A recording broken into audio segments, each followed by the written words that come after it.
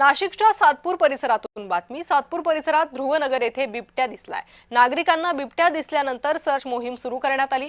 नागरी वस्तीमध्ये बिबट्या दिसल्यानं गोंधळ उडाला। वन विभागाचे अधिकारी आणि कर्मचारी घटनास्थळी पोहोचलेत। अधिक माहिती घेऊयात आमचे प्रतिनिधी किरण गोटूर यांच्याकडून।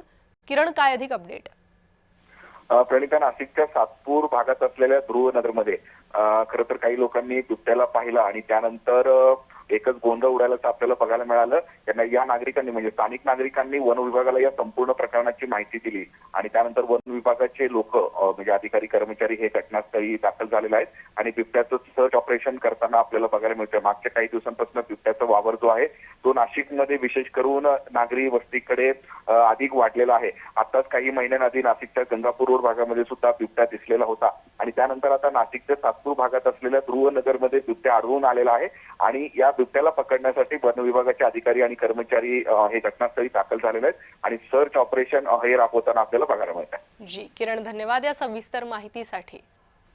तर नागरी वस्तीमध्ये बिबट्या आढळल्यानं गोंधळाचं वातावरण निर्माण झालं। नागरिक छतावर चढून हे सर्च ऑपरेशन पाहत आहे।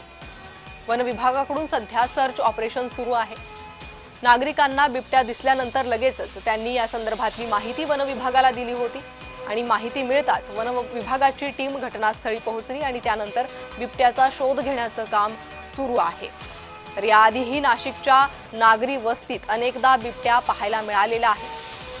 त्यामुळे नाशिकमध्ये बिबट्याचं असं नागरी वस्तीत वारंवार दिसणं यामुळे नागरिकांमध्ये भीतीचं वातावरण आहे। पुन्हा एकदा ध्रुवनगर या ठिकाणी बिबट्या दिसल्याचं पाहायला मिळालेलं आहे आणि त्यामुळे नागरिक भयभीत झाले। सर्च ऑपरेशन सुरू असताना सर्व नागरिकांनी रेस्क्यू ऑपरेशन पाहण्यासाठी घराचं बिल्डिंगचं छत गाठलेलं दिसतंय।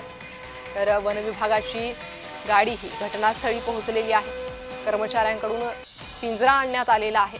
त्यामुळे आता साधारण किती वेळ बिबट्याला पकडण्यासाठी लागतो, बिबट्या वन विभागाच्या ताब्यात सापडतो का तेही पाहणं महत्त्वाचं आहे।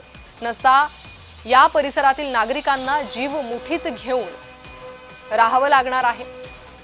अशात प्रशासनाकडून कोणीही घराबाहेर पडू नये असं आवाहन करण्यात येतं। बिबट्या एखाद्या वसाहतीत एखाद्या इमारतीत जर घुसला तर मात्र गंभीर परिस्थिती निर्माण होऊ शकते। याआधीही नाशिकमध्ये अशा घटना अनेक वेळा घडलेल्या आहेत। बिबट्या नागरी वस्तीत घडण्याच्या घटना नाशिकसाठी नव्या नाही, मात्र नाशिककरांची ही भीती कायम आहे। कारण वारंवार ग्रामीण भागात असो शहरी भागात असो बिबट्यांच्या नागरी वस्तीतील येण्याचं हे प्रमाण वाढलेलं पाहायला मिळत आहे। अनेक वेळा बिबट्यांच्या हल्ल्यात नागरिकांचे जीव गेलेले आहेत आणि त्यामुळेच नागरिक भीती व्यक्त करतात।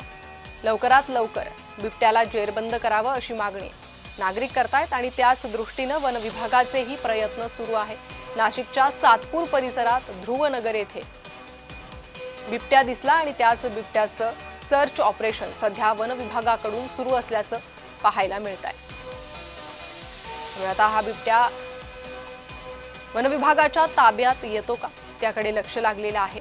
नसा नागरिकांना भीतीच्या सावटाखालीच जोपर्यंत बिबट्या जेरबंद होत नाही तोपर्यंत दिवस घालवावे लागतील।